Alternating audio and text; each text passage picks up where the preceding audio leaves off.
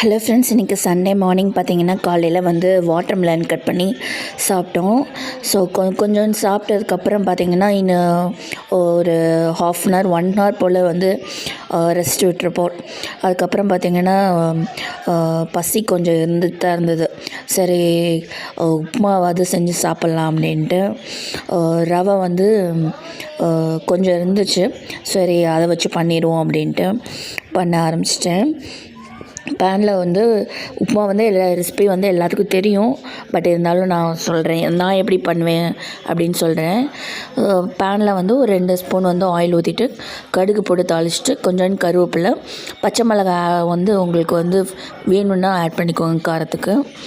அதுக்கு போட்டு நல்லா வெடித்ததுக்கப்புறம் நான் வந்து 1 டம்ளர் வந்து ரவை ஆட் பண்ணிக்கிறேன். ரவை ஆட் பண்ணி அதை நல்லா வறுத்துக்கோங்க எண்ணெயிலேயே. தண்ணி ஆட் பண்ணக்கூடாது, ஃபஸ்ட்டு எண்ணெயிலே நல்லா வறுத்துக்கோங்க. நல்லா தனித்தனியாக வறுத்த மாதிரி, ரொம்ப ஸ்பீடாக வைக்கக்கூடாது. அடுப்பை சிம்மில் வச்சு நல்லா ஃப்ரை பண்ணிக்கோங்க. நல்லா அந்த ஈரப்பதம் இல்லாமல் நல்லா ஃப்ரை ஆனது தெரியும். இந்த மாதிரி நல்லா ஃப்ரை ஆனோடனே 1 டம்ளர் நீங்கள் வந்து ரவை எடுத்துக்கிட்டிங்கன்னா அதுக்கு வந்து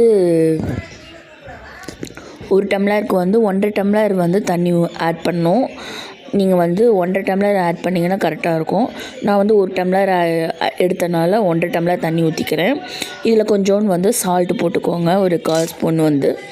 அதுக்கப்புறம் வந்து மூடி வச்சு அப்பப்போ திறந்து பார்த்து கிண்டி விட்டுக்கிட்டே இருந்தீங்கன்னா ரெடி ஆயிரும். அதுக்கப்புறம் வந்து சர்க்கரைக்கு பதிலாக வந்து நாட்டு சர்க்கரை வந்து வாங்குகிறோம். பட் இருந்தாலும் வந்து ரேட்டு வந்து பார்த்திங்கன்னா நிறைய டிஃபர் ஆகுது. பட் இருந்தாலும் வாங்குகிறோம். ட்ரை பண்ணி பாருங்கள் நீங்களும். சர்க்கரை வந்து இதை ஃபுல்லும் ஸ்டாப் பண்ண முடியல, பார்ப்போம்.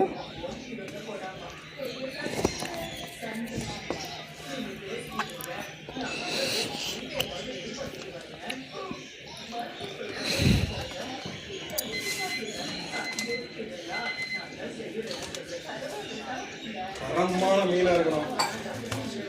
இங்கே பாருங்க, இல்லையா?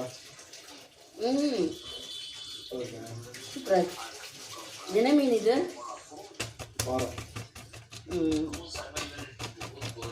ஓகே ஃப்ரெண்ட்ஸ், இன்னொரு வீடியோட உங்களை நான் மீட் பண்ணுறேன். பாய்.